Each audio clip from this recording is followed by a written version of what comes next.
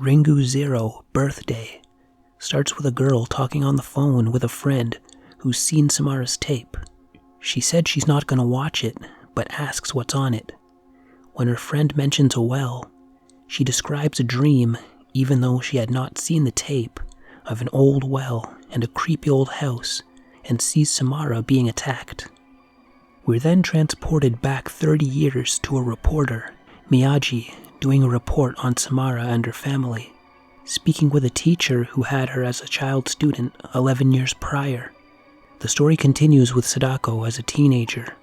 Right from the start, we see she's deeply troubled and frightened, rightfully so, as she's seeing ghosts, but tells the doctor she hasn't been seeing things anymore. She's moved on to a new school and has joined a theater group.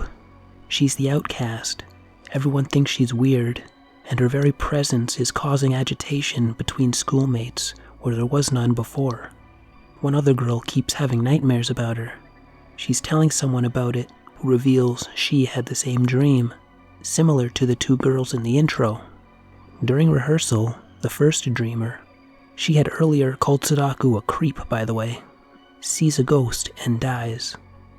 The reporter, for some reason, is adamant in finding Sadako's father, Dr. Ikuma, who is conducting an experiment on extrasensory perception with no one involved in his last experiment surviving. It's really eerie, as the unrelated play they're rehearsing has aspects that makes you think about what happens to Sadako. The part she plays is about someone who dies in an accident involving water and is born again. Sadako is befriended by the theater group's sound technician, Toyama, and the costume person, Hatsuko, launches her own investigation due to all of the strange things happening since Sadako arrived. She talks to Sadako's doctor and pleads with Toyama to stay away from her.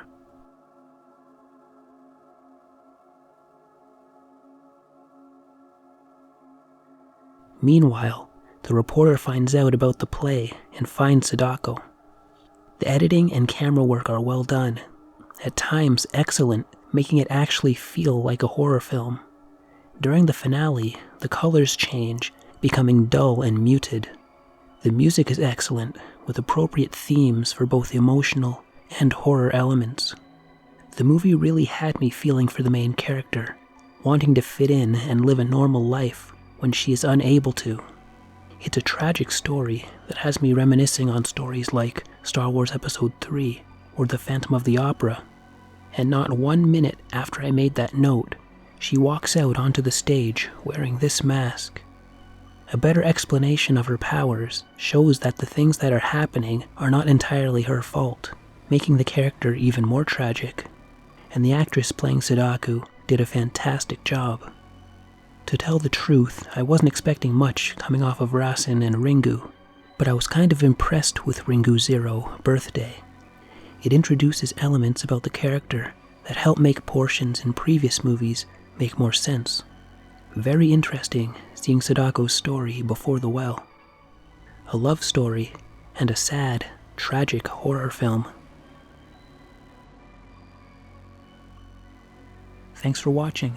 Consider donating through PayPal or buy me a cup of coffee so I can stay awake long enough to make these things. And of course, help a brother out by hitting like or dislike, subscribing and commenting, all that good stuff. And with that, take care and good night.